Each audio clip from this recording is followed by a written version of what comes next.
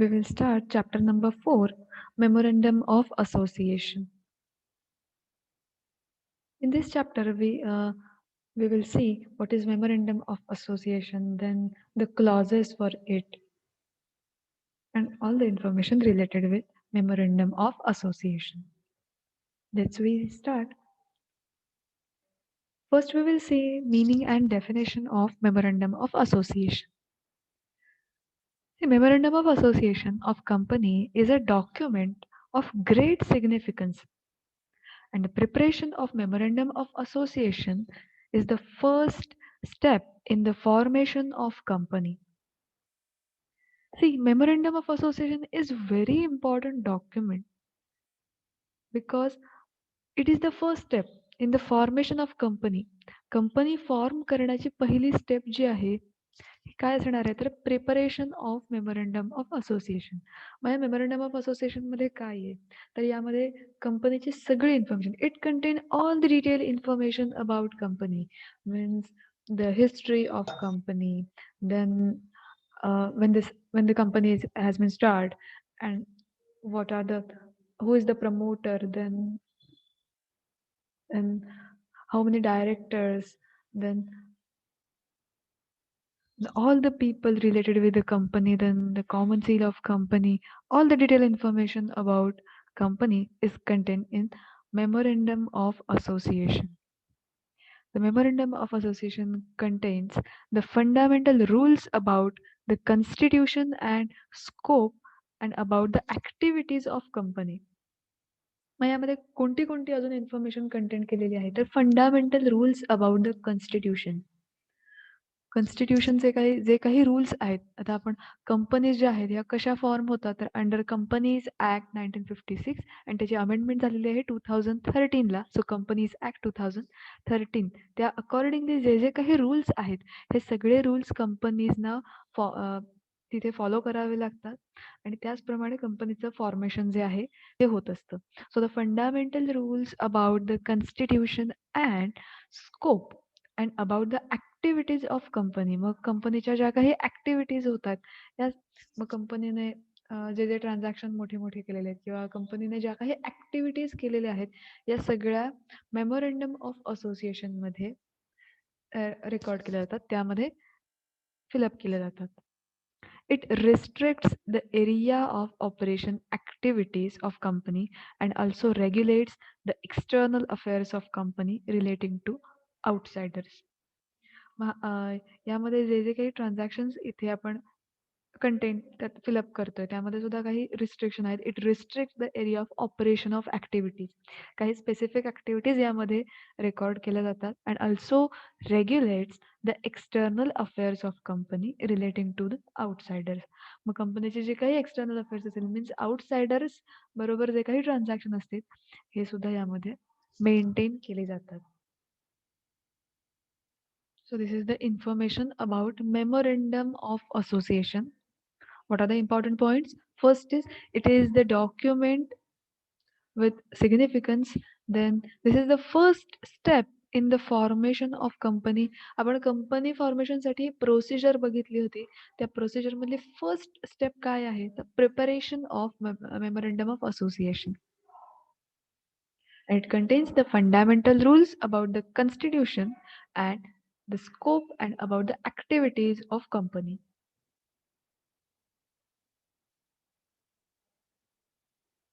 Next is purpose of memorandum of association. See, memorandum of association, that is MOA, memorandum of association.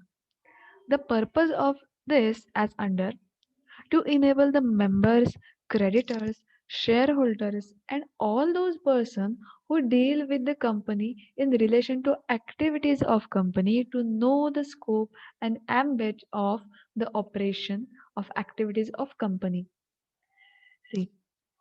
See, it helps the members, creditors, shareholders, and all those persons who deal with the company. मग अशा सगळ्या पर्सनना या memorandum of असोसिएशनचा त्याची help होते की असे कोणते members असतील तर मेंबर्स आहेत क्रेडिटर्स शेअर होल्डर्स आणि असे जे काही पर्सन की जे कंपनीशी त्यांनी डील केलेलं आहे मग या सगळ्यांना कंपनीच्या ज्या काही ॲक्टिव्हिटीज होत आहेत, कंपनीचा स्कोप काय आहे? एम्बिट मीन्स द लिमिटेशन्स, त्याचे एडव्हांटेजेस, त्याच्या लिमिटेशन्स, या सगळ्यांची जी इन्फॉर्मेशन आहे, ही मेमोरँडम ऑफ असोसिएशनमधून मेंबर्सना, क्रेडिटर्सना, शेअरहोल्डर्सना मिळत असते.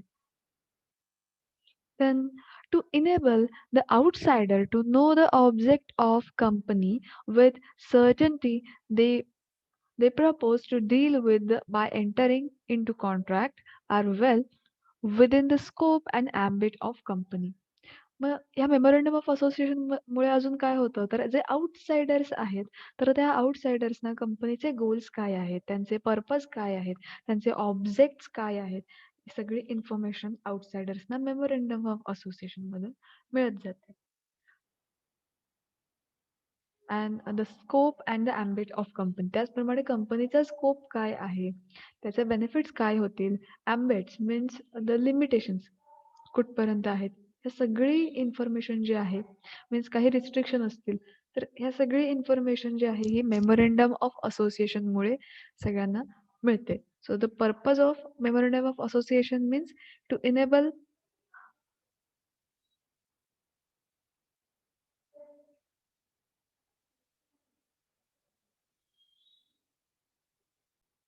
so the purpose of memorandum of association, so this it helps the members, creditors, and shareholders, and all those person who deal with the company in relation with the activities to know the scope and ambit of the activities of company. कंपनीचे scope काय आहेत, कंपनीचे limitations काय आहेत, या सगळ्या गोष्टी ज्या आहेत या मेमोरंडम ऑफ असोसिएशनमुळे कळतात. आणि ही जी इन्फॉर्मेशन आहे ही कोणापर्यंत पोहोचवली जाते, तर members, creditors, shareholders. And this enables the outsider to know the objects of company. मग कंपनीचं ऑब्जेक्टिव्ह काय आहे, त्यांचा पर्पज काय आहे, स्कोप काय असेल, ॲम्बिट्स काय आहेत, सगळी इन्फॉर्मेशन जी आहे ही आउटसाइडर्सना सुद्धा इझिली कळते memorandum of असोसिएशनमुळे.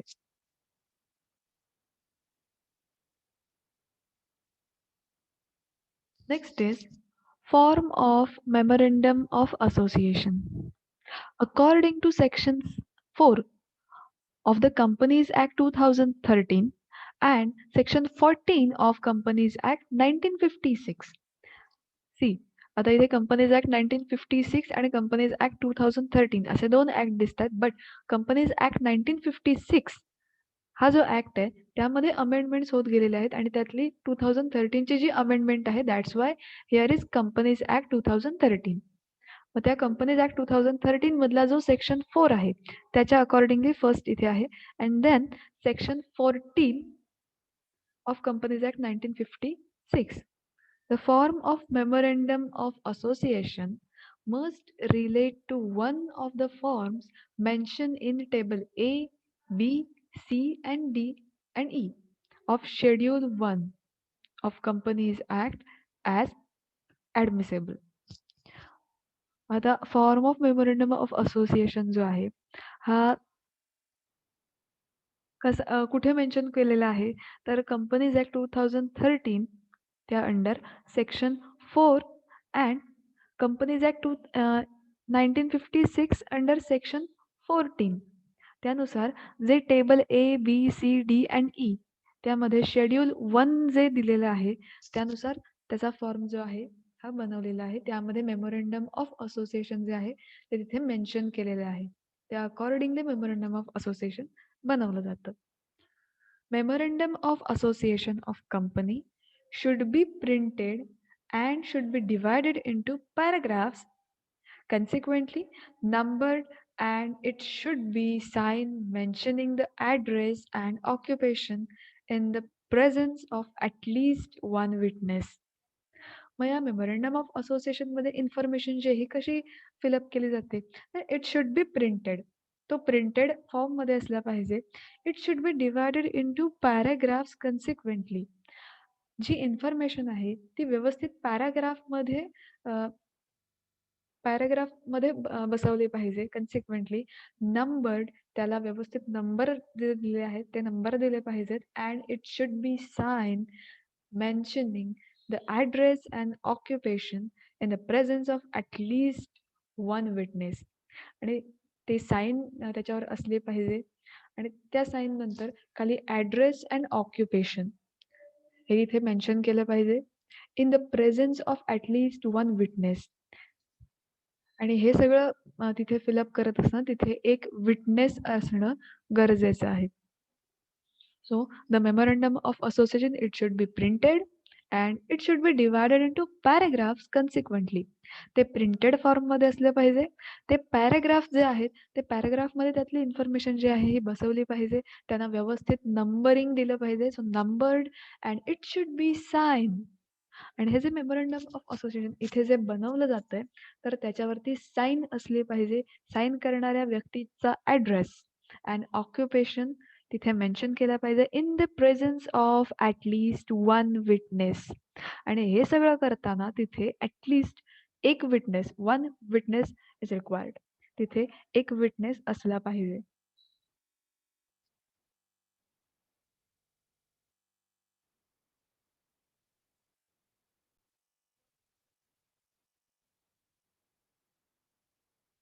Next point is clauses of memorandum and their importance. 6 clauses of memorandum. आता मेमोरेंडम ऑफ असोसिएशन मध्ये काही क्लॉजेस आहेत. मग आपण जे क्लॉजेस जे आहेत हे वन बाय वन बघूया and their importance. The essential condition of companies incorporation under Section 13 of Companies Act 1956 was that name clause, registered office clause, object clause, liability clause, capital clause, and subscription clause. So these are the 6 clauses of Memorandum of Association. मग Memorandum of Association चे हे clauses आहेत. आपण one by one हे clauses काय काय आहेत हे बघूया. Let's we see. Section 4 of Companies Act 2013 lays down first is name clause. The first clause of Memorandum of Association, see here is MOA. Can you see this?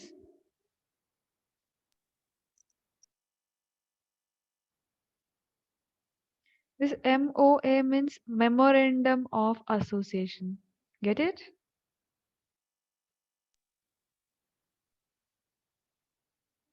So the first clause of Memorandum of Association relates to the name of company because the company has a separate legal existence in the eye of law. Company's name is the most important thing.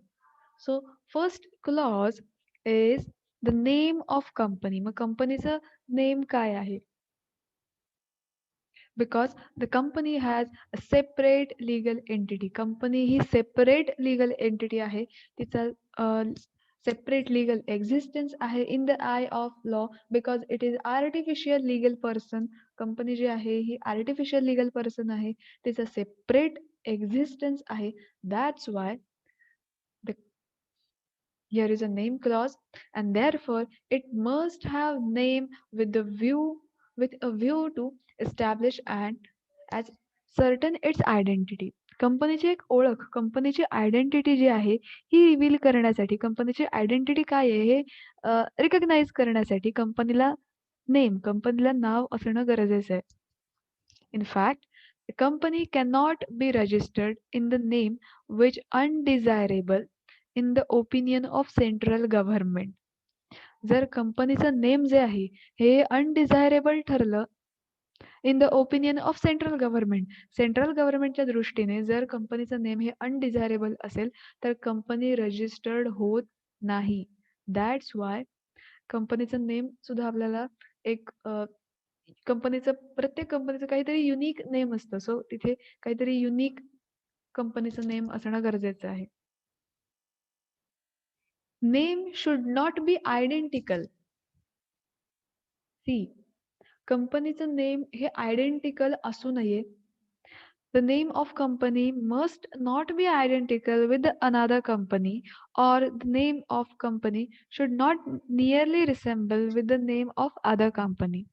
Such identical or the name with near resemblance will be treated as undesirable. See identical means same नावाच्या same सारखेच नावं असतात ना काही कंपनीचे. So it must not be identical. कंपनीची जी नावं आहेत, कंपनीचं जे नेम आहे हे आयडेंटिकल असू नये विथ अनदर कंपनी. मीन्स एखाद्या कंपनीचं नेम आहे, तर तसाच आपण दुसरं तसंच आपण आपल्याही कंपनीचं नाव ठेवलं. सेम नावं शक्यतो असू नयेत. That's why here is a company must not be identical with another company, or the name of company should not nearly resemble with the name of another company. Such identical or the name with near resemble will be treated as undesirable. आणि जर ते नाव कंपनीचं name जर identical असेल, it should be treated as undesirable. ते अनडिझायरेबल म्हणून treat केलं जातं.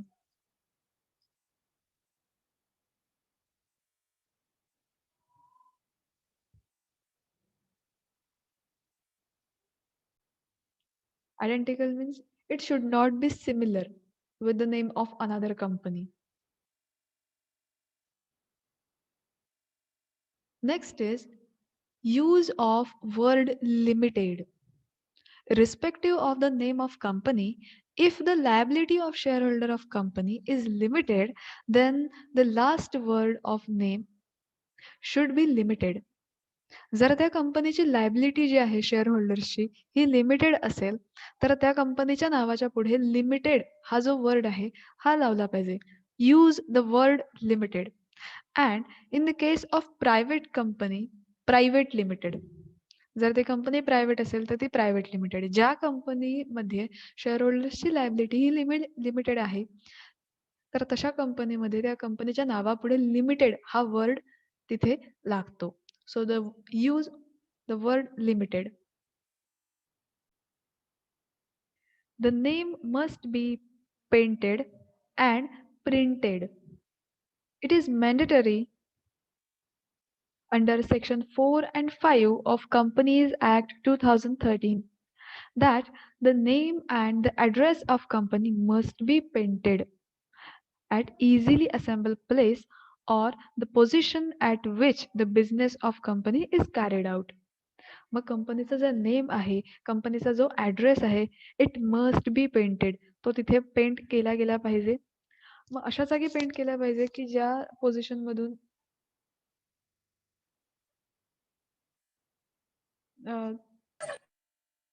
The business of company is carried out. म्हणजे जिथे बिझनेस किंवा जिथे ती कंपनी आहे, तर तिथे कंपनीचं नाव आणि कंपनीचा ॲड्रेस जो आहे, तो तिथे पेंट केला पाहिजे.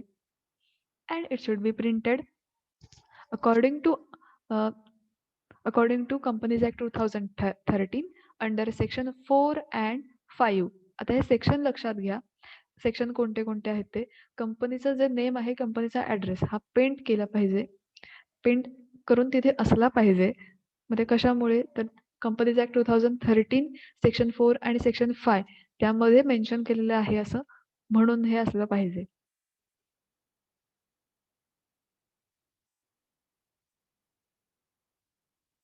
Second point. सी आपण हे जे पॉइंट बघितलेत हे फर्स्ट पॉइंट मधले होते name clause. Name clause under आपण सब पॉइंट जे आहेत हे बघितले होते. नाव we will see second clause that is registered office clause.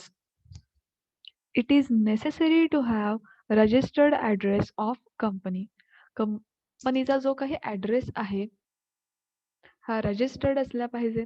Memorandum of association must clearly mention the state, place in which the office shall be situated. मग company कोणत्या स्टेटमध्ये आहे, कोणत्या प्लेसला आहे, मीन्स एखादा डिस्ट्रिक्ट प्लेस आहे, एक्झॅक्ट ती जी place आहे तिचा जो ॲड्रेस आहे हा तिथे मेन्शन केला पाहिजे. So memorandum of association must clearly mention the state and the place.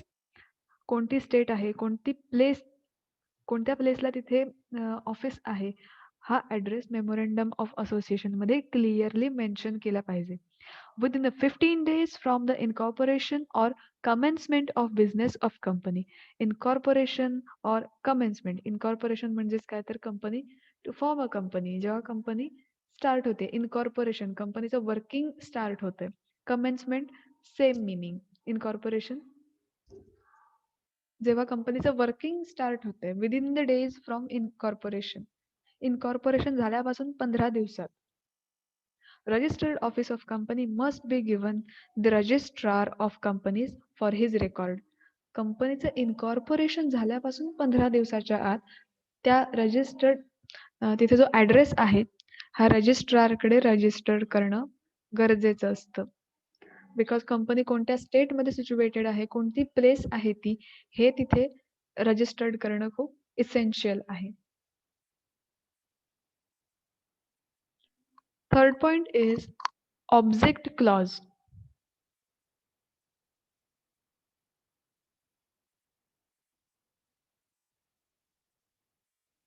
The purpose of object clause is that the investors must be informed of the objects of company in which the money is going to be utilized and the creditors to know what purpose the assets are used. Object clause. See, आता object क्लॉजचा purpose काय आहे तर जे investors आहेत त्या इन्व्हेस्टर्सना कंपनीची सगळी information कळावी, ऑब्जेक्ट्स जे आहेत ऑब्जेक्टिव्ह जे आहेत हे कळावे अँड देन त्यांना सगळी इन्फॉर्मेशन त्यांच्याकडे असावी. Then in which the company is the money is going to be utilise. कंपनीचे जे काही मनी आहे कंपनीचे जे काही फंड्स आहेत हे कुठे युटिलाइज होत आहेत, कुठे यूज केले जात आहेत याची इन्फॉर्मेशन ही इन्व्हेस्टर्सना कळावी याच्यासाठी ऑब्जेक्ट क्लॉज आहे. And the creditors to know what purpose the assets are use. आणि कोणत्या पर्पजसाठी ॲसेट जे आहे ही यूज केली गेलेली आहे किंवा कोणत्या पर्पजसाठी कंपनीकडे असणारा जो काही फंड आहे, पैसे जे आहेत, मनी जो आहे हा कुठे यूज केला गेलाय किंवा तो कुठे युटिलाइज होतोय हे तिथल्या इन्व्हेस्टरना, तिथल्या जे क्रेडिटर्स आहेत त्यांच्यापर्यंत इन्फॉर्मेशन पोहोचावी यासाठी ऑब्जेक्ट क्लॉज आहे. This clause is divided into two parts, that is main clause, main object, and the object which are necessary for further. The object specified in clause. Main object जो main object आहे आणि second the object which are necessary for further reference of the object specified in clause. मग जो specified clause केलेला आहे तर त्याच्या रेफरन्ससाठी second इथे दुसरा ऑब्जेक्ट आहे. Means main object and second object. As per companies amendment act section 4 subsection C of company shall not pursue any activity or business other than specific object in memorandum. मग कंपनीमध्ये जे memorandum of association आपण prepare केलेलं आहे त्या memorandum of असोसिएशनमध्ये जे काही object जे आहेत हे स्पेसिफाय केलेत त्या ऑब्जेक्टना सोडून other than specific object company कोणतीही ऍक्टिव्हिटी करू शकत नाही.